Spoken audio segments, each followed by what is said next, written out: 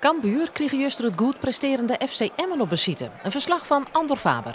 En Emmen, dat woen de Aronne 4 wedstrijden. Ze komen echt in Cambuur goed uit de startblokken. Hier is het Anko Jansen en C. Scott belandt het op de voeten van Cambuurkeeper Erik Cummins.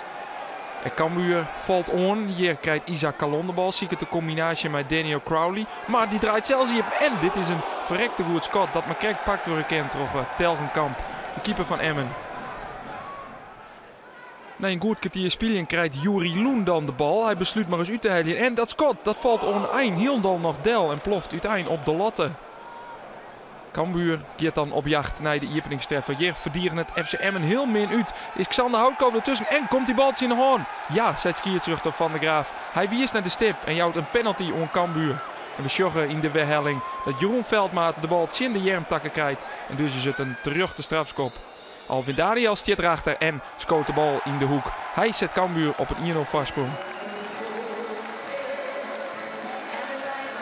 En ik zie jou al heel gauw die bal pakken. Jij denkt, die is voor mij? Ja, zeker natuurlijk. Als spits zijn wil je scoren. Dus moet je die bal pakken en je verantwoordelijkheid nemen.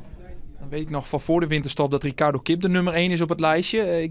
Op welk nummer sta jij? Had je hem al mogen nemen volgens het lijstje? Nou, dat weet ik niet. Ik had hem gewoon gepakt. Ik dacht van, dit is een goed moment. Ik pak hem gewoon en ik ga hem gewoon erin schieten.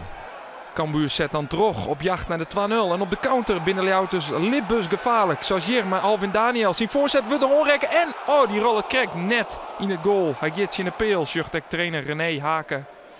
In de tweede helft gaat Emmen dan op jacht naar de liedmaker. Hier is het Anko Jansen. Hij vindt Cas Peters. En die maakt het de 1-1 voor Emmen.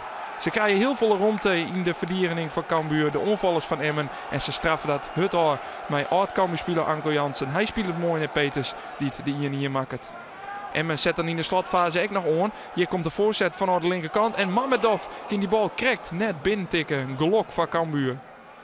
De Leeuwters vallen nog één keer on. Hier is het Isaac Kalon die uithelt. Zijn Scott wordt pakt door Dennis Telgenkamp. En daar terug bleef het in Leeuwt bij 1-1. En had Cambuur nog altijd zicht op de play-offs. Ik denk dat ik denk tot het einde wel zo blijft. Dat je met een stuk of 6, 7 ploegen ga je om denk ik 3 plekken strijden die recht geven op play-offs. Nou, goed, daar staan we nog steeds goed tussen. En uiteindelijk aan ons de taak om dat duwtje te geven, zodat we aan het eind van de rit daarbij staan.